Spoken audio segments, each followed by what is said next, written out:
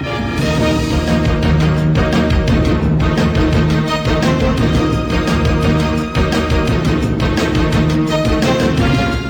want to start out with the good news. Jesus is on the throne. That's the good news. And Jesus is the head of this church. That's all we need to know. Everything else is just stumbling and fumbling around, trying to figure out what God is doing and trying to keep up with him. And that's the question I have for us today. Is kind of a broad question, but then I'll come in and focus. And that is the question of, what is God doing?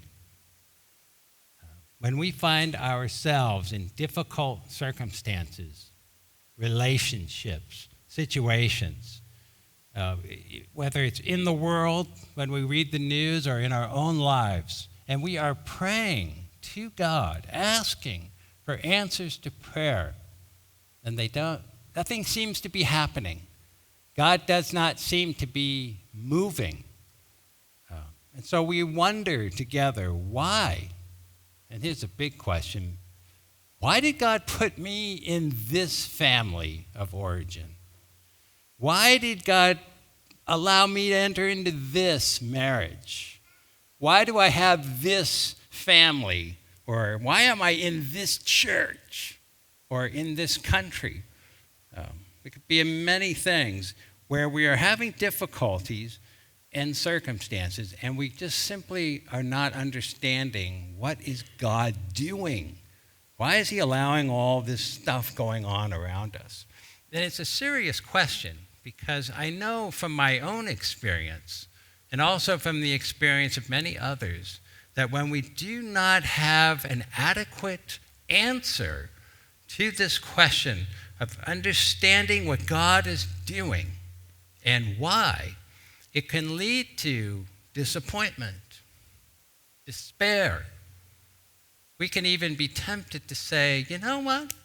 I'm done with this. I'm tired of trying to follow someone I cannot see, and least of all can I understand. And we can walk away from God. I've seen people do this. And it's really based around this question, what is God doing? So what we want to do over the next few weeks is to explore this question. And we want to do this by examining the lives of two men, Joseph and Judah. And we find their stories woven together in Genesis 37 through 50. We're going to just be looking at snapshots about the lives of these two brothers and what God was doing in their lives and why. So I just want to jump right into the text and begin to explore their story. And we start in Genesis chapter 37, 1 through 4. I'm reading from the New American Standard. All right. Now, Jacob lived in the land where his father had sojourned, in the land of Canaan. These are the records of the generations of Jacob. Joseph, when 17 years of age, was pasturing the flock with his brothers while he was still a youth, along with the sons of Bilhah and the sons of Zilpah, his father's wives. And Joseph brought back a bad report about them to their father. Now Israel is Jacob. Jacob's name was changed to Israel. That's where we get the name Israel today. Now Israel, the father, loved Joseph more than all his sons, because he was the son of his old age, and he made him a vari-colored tunic. His brothers saw that the father loved him more than all the brothers, and so they hated him and could not speak to him on friendly terms. Okay? Now, the story is this. When we open up this story, we see this man named Jacob, who, if we understand the story of Genesis, this is the first book of the Bible. He is the grandson of Abraham, and his father was Isaac. But it was Abraham, back in chapter 12, where God had given Abraham a promise. He said to Abraham, Abraham, I'm going to make you a great nation. I'm going to bless you, and I'm going to bless the nations through you. And I'm going to give you this land. It's this land, Canaan, and it's in the middle, what we know is where Israel and Jordan and Syria and all this is kind of a composite, the land of Canaan at that time. And God had promised to give to Abraham this land, to his family. And they would become this nation, and then he would bless the nations through this family. But so often we just read over these things and we don't really grasp the significance of them.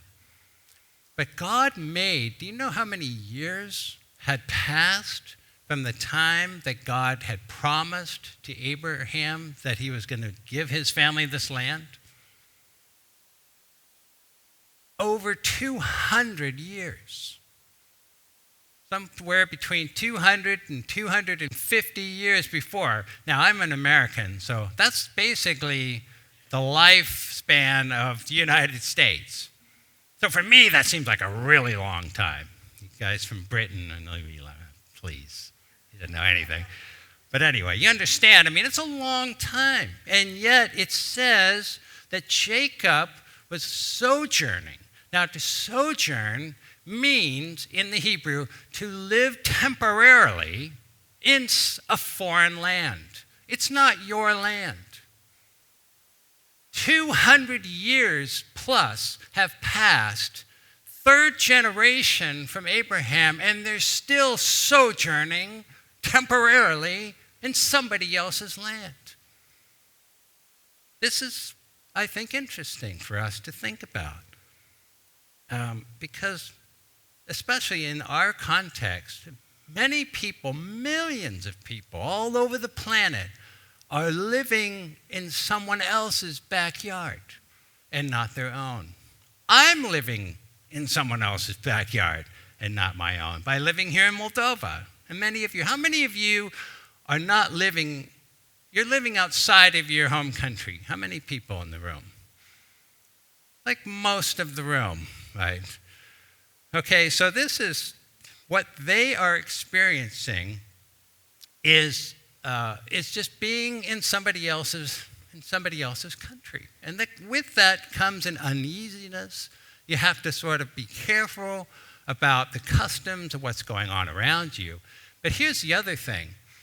This is chapter 37. If we were to go back to chapter 34, there was an incident with the sons of Jacob. You know what the incident was? Two of his sons set up a plan to kill an entire city of men in the land of Canaan, in a city called Shechem. They killed all the men because one of their men had raped their sister. So they had to up and leave that part of Canaan and come to where they presently were to save their lives. We need to keep Shechem in our minds later in the story because so you can see not only are they foreigners, but now they're criminals living in another country. Think of the stress that puts on the family of origin living inside of the land of Canaan. But this is all in the context of the fact that they are the family of promise. They're the ones that God said, I'm going to bless you, and through you be a blessing to the nations. But isn't it kind of hard to be a blessing to the nations when you're killing people?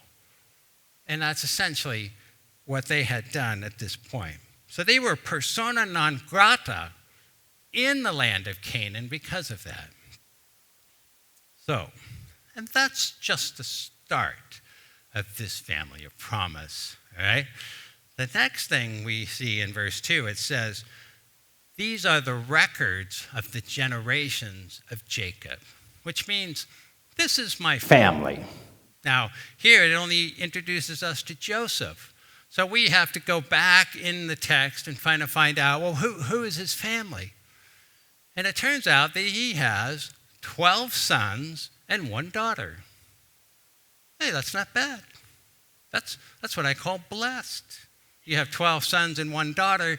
Just one catch, though, with Jacob, in that he had those 13 children through 4 wives. We just had a discussion about this yesterday in a group about having multiple wives. And my thinking was, I would not wish that on anyone. To have, not that women, it's not bad to be married, it's just having multiple marriages is awful. If you ever have the opportunity to watch a Chinese movie, Raise the Red Lantern. Have you ever seen that?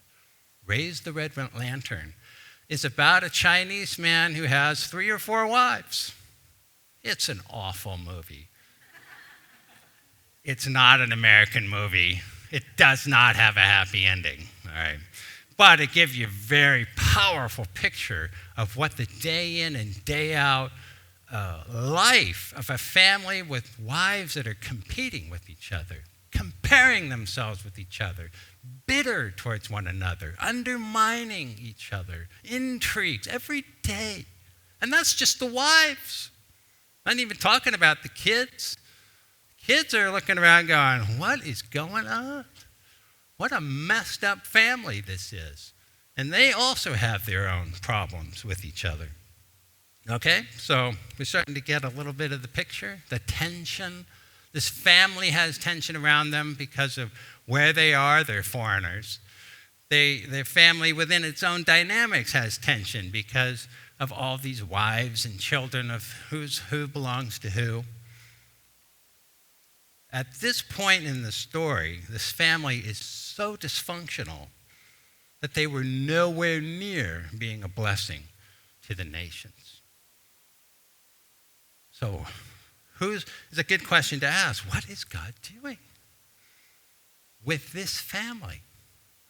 How in the world is he going to bless the nations through this family? And this is when we are introduced to Joseph. Joseph, such a good guy. But when we meet him, he's only 17 years old. Nothing against being 17, but he was a little bit arrogant, certainly immature, but he also knew something very important. He was the favorite, and he knew it, right? The father, he knows it too. The father, because he's a favorite, I'm sure, over there. But because the father loved him more than anyone else, he made a special robe for him and gave it to him one Christmas morning. And the thing about this robe is, you know how it is when you get a gift and you kind of go, ooh, wow, oh my, that's a nice gift. But you immediately can know and sense that other people in the room are uncomfortable, that you got this really nice gift. I had one time with my grandmother, she gave me a beach towel. It's a very nice beach towel. And then my sister opened up her gift, and it was like a $250 sweater. It was an uncomfortable moment, and so you can imagine an uncomfortable moment, but Joseph has no problem putting this thing on every single day. He's wearing it everywhere, knowing full well that it's bothering his brothers. He's buttoning it up, and he's struck, out he comes. Now, it says here that he was a shepherd with his brothers. Oh, well, maybe he was doing some dirty work. No. He was reporting back to the father about his brothers. So he's the teenager who's got the robe on, and he's already been elevated to manager, right? He's not doing the dirty work of chasing around the sheep and the goats or whatever they got. He's the middle guy. He's got the robe on. He's got the middle management position.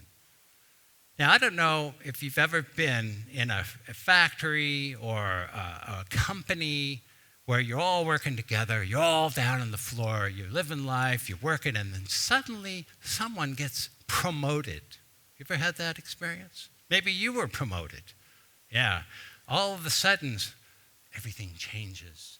They come in the next morning, and they're now the manager, It's like, wait a minute, we have lunch every day. Oh, wait a minute. So even if it doesn't happen at work, it happens in the airport.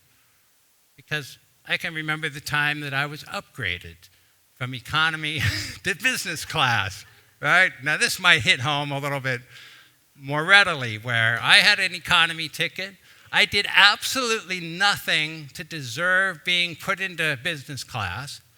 The ticket agent gave me a business class seat and the pass into the executive lounge. Yeah. This was also Air France. So Air France, it's a little bit of this. Sparkling juice and cheeses and all this stuff. And I'm in there, and I'm looking down the corridor like, when are they going to get all the economy on the plane so we can take off? Can they hurry it up down there? Immediately I had this arrogance come over me just like that. Of course, this was many years ago, and I'm not that way anymore. But you understand, promotion. So this is Joseph. He's 17, and he's already in a management position over all of his brothers who are older. How did these brothers respond to their dear little brother in all of his being loved by his father, having the special robe, and being over them and the manager? It says very clearly they hated him. They hated him so much they could not even speak with him in a normal way. Have you ever hated anybody that much in your life? I'm not asking for a raise of hands here. Yeah, that's me. Oh, I hate everybody. No, but so much so that every mention of that name, every thought, it's just the contortion. I had a friend who hated her mother so much. Any mention of her, and her face immediately twisting, contorting, utter rage. Hated her so much. That's what these guys feel toward their brother. They hate this guy. They can't even be around him without just have this brewing rage in their hearts. And why did that happen? Because Jacob loved him more than all of his brothers. He showed favors. Parents, you know what I'm going to say. Playing favorites, really in any context, it's just plain stupid. It really does big damage to the family when we play favorites with our children. And Jacob, of all people, should have known better. Jacob was a twin. Remember this story? He had a twin brother, and his father, Isaac, favored his brother, and his mother favored him. And his whole upbringing was all this turmoil around the pulling back and forth between the two sons by the parents. He should have learned from his past. He should have said, that was not okay. I don't want to pass that on to the next generation. But he did. He did not confront that generational sin, stop it, but he passed it on, and it got worse in the next generation. But there's more. You ready? Let's read Genesis 37, 5 through 8. Then Joseph had a dream. And when he told it to his brothers, they hated him even more. he said to them, "Please listen to this dream which I have had. For behold, we were binding sheaves in the field, and lo, my sheaf rose up and stood erect. And behold, your sheaves gathered around and bowed down to my sheaf." Isn't that just the coolest dream? Notice how the author presents this material to us. He says, first of all, that Joseph had a dream. Then he gives us the brothers' response. Then he tells us the dream. He wants to put the emphasis on the fact that his brother's hatred is now growing. The tension in the text is just building more and more.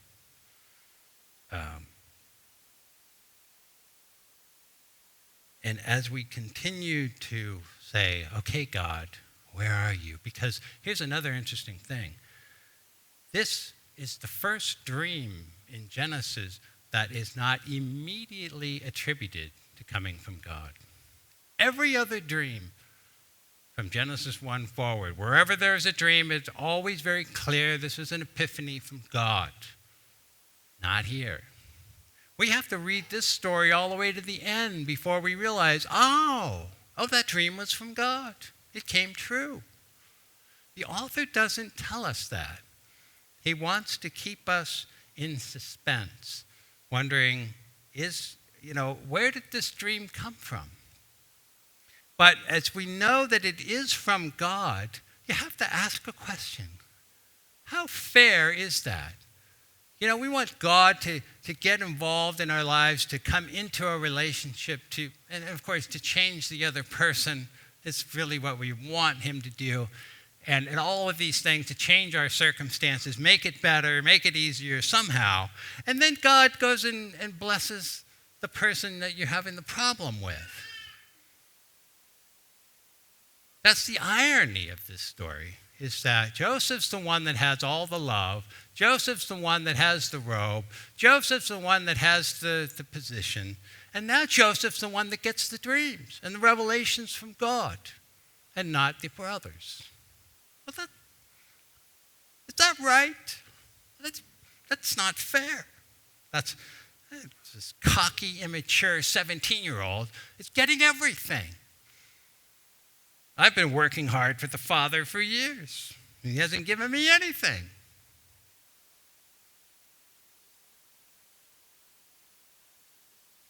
But there's more. There's another dream. Oh, guys. Excuse me, let me button up my robe. Okay, now I'm ready to tell you I had another dream. Dad, Mom, listen up, because you're in my dream. This time,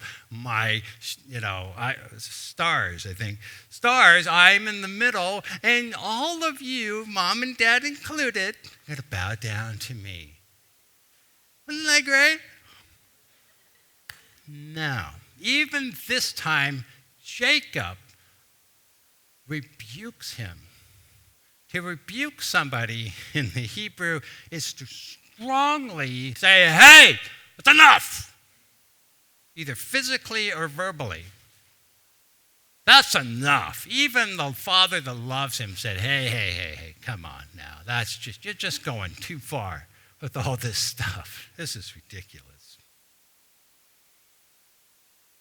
Is it ridiculous? We know, because we know the end of the story ourselves, that God gave Joseph that dream. We know that God's going to use Joseph in a very strategic way. So he does get everything up to this point. And so when we ask the question, what is God doing? And where is God in the story? We realize that God is very much in the story.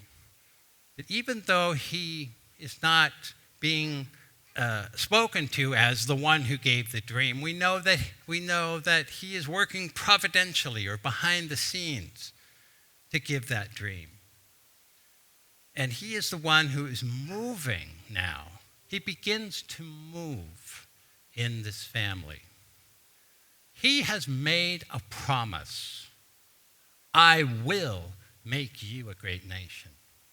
I will bless you. You will be a blessing to the nations. That's a promise. And now he's going to begin to work. And he's going to work with this unbelievably broken, dysfunctional family with an enormous amount of pain in the middle of it.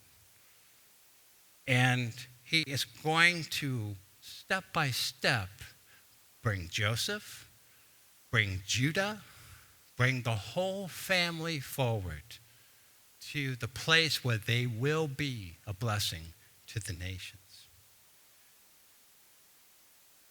That's the wonderful thing about biblical stories. I mean, many of you probably know this story. I've heard this many times.